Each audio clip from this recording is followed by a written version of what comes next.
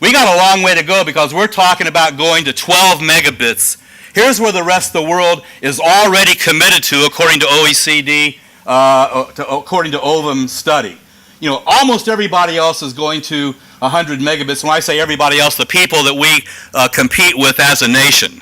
So we need to get to 100 megabits fast. That's why the title of this conference, Toward a Gigabit Future, is so important. It's why what Saul and Hillary Mine said yesterday are so important. We can't just think about 12 megabits or even 50 megabits that we want to put out there through VDSL. We have to be thinking about an architecture that can evolve quickly not in years, not in decades, to 100 megabits and more. Go to the next one quickly.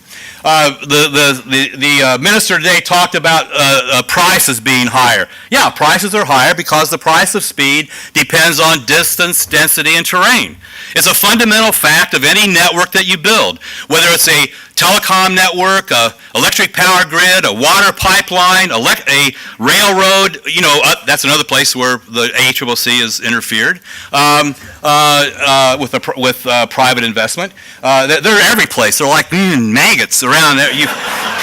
Anytime you find wealth creation, you find the ACCC in there trying to eat it up. You know, Australia is the least densely populated country in the OECD. Hell, we got fewer people per square mile than Iceland does. And hell, I didn't even know Iceland had people till I did this little study. Take the next one.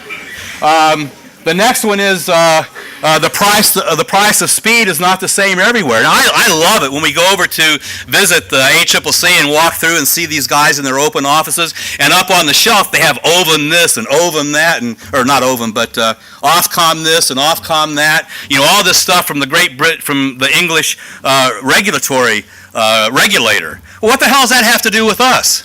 It doesn't have anything to do with us. I mean, the fact is, you can fit 31 UKs in Australia. You can put about 11 of them in Queensland. You know, I got all the numbers in here someplace, but I haven't been using my text, so I don't know where they are. But I can give you the exact. I mean, I know the big number is 31. When you can fit 31 countries inside the country we're trying to build broadband to, all of us are trying to get broadband out to, then it doesn't. Oh, 1 second. It doesn't make any sense. It doesn't make any sense to, you know, pretend that what they do in Great Britain has anything to do with here. Besides that, you can make the reasonable case that what they're doing in Great Britain is a disaster. It's a disaster to start with. So we take a disaster that doesn't apply here and we apply the disaster here. And so that's where we are right now. So as we think about what's going forward, I just think it's really important for us to understand, you know, three things. Number one, pricing is important because without the right pricing points, you don't get investment.